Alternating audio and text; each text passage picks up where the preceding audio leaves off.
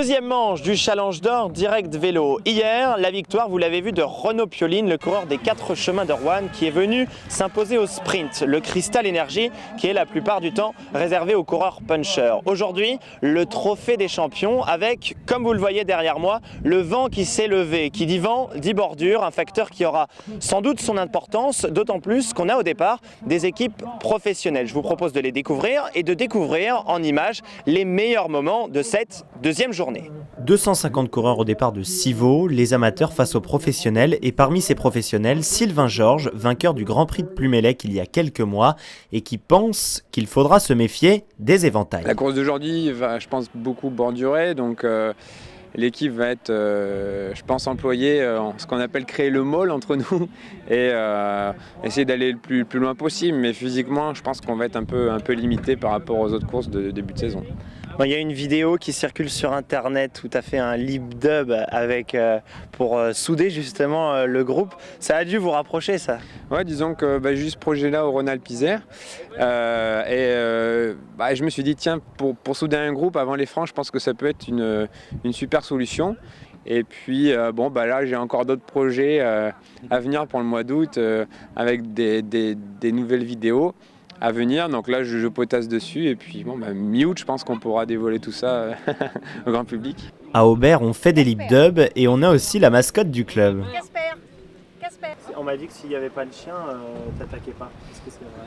Non, ça c'est une légende ça. Je sais pas qui c'est qui t'a raconté ça, mais non, mais c'est vrai que la dernière fois on avait vu à Plumelec ils étaient là et ça avait porté chance à Sylvain. Moi le lendemain j'ai voulu faire pareil, mais au Bouc de l'Aune ça n'a pas marché, donc ça marche pas à chaque fois, mais c'est vrai nous c'est une reprise pour nous aujourd'hui, donc on va essayer déjà de terminer la course, sachant qu'on est plus de 200 au départ, ça va être compliqué, mais on va faire le nécessaire pour mettre au moins un voire deux mecs devant, quoi. Tout le monde se masse au départ pour aller chercher les premières places. Civaux, plus de 180 km au programme, et passé Chauvigny, Aubert 93 est les favoris et tire déjà le peloton.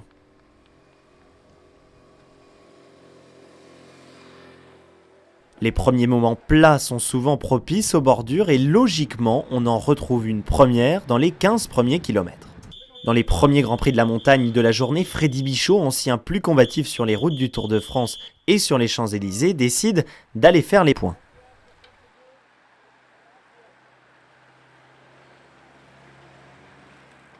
Une échappée qui va prendre le large, dans laquelle on retrouve entre autres Anthony Collin, 4 coureurs d'Aubert dont Romain Bacon et Sylvain Georges, et plusieurs coureurs amateurs comme Loïc Herbretot, Mathieu Converset, Mathieu Téchen, Freddy Bichot, Mathieu Desgnoux, Adrian Curec, Pierre Drancourt ou encore Alexis Guérin. 2 coureurs vont tout de même tenter l'impossible à 110 km de l'arrivée, Adrian Curec et Romain Bacon. Les 2 hommes connaissent bien les efforts quasi solitaires puisque l'un est champion de Pologne du contre-la-montre et l'autre a été chez les juniors champion de France du chrono. À l'arrière, on continue le festival des bordures et pour les autres, on fait un petit peu comme on peut. Passé l'Hôtel de France de Saint-Savin, personne n'arrive réellement à organiser la chasse et l'écart reste toujours stabilisé autour de la minute.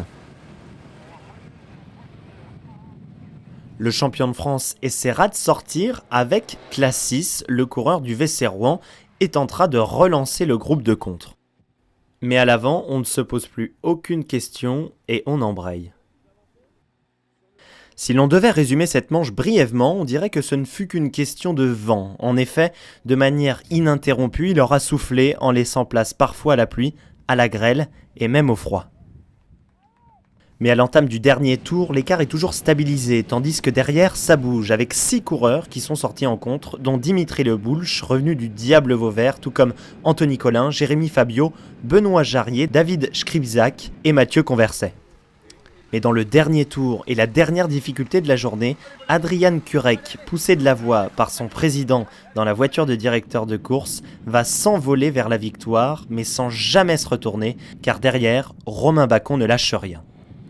L'Océan Cycle Poitevin, le club historique de la région Poitou-Charentes, vient gagner sur ses terres, malgré le retour à seulement 7 secondes du coureur d'Aubert 93. Il ne voulait pas finir comme ça, 12e. Il continue jusqu'à bout. Mais c'est pour ça, bravo pour lui aussi.